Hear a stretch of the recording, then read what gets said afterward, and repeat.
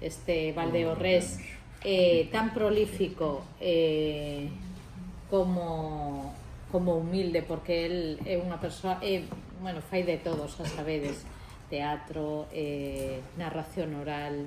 un debuxante alucinante, un artista dos pés á cabeza, e aínda que era só a segunda vez como autor do cartel das Festas do Cristo, porque hai moitos anos xa tivera esa honra, esta vez quiso rachar con este cómic, un cómic das Festas do Cristo, que ten moitos guiños, se vos fixades no que este cómic hai aquí todos os elementos que nos representan e que nos fan diferentes a calquera outra festa que das moitas que hai por aí. Bueno, xa podedes ver, están os cabezudos, as nosas calantornias,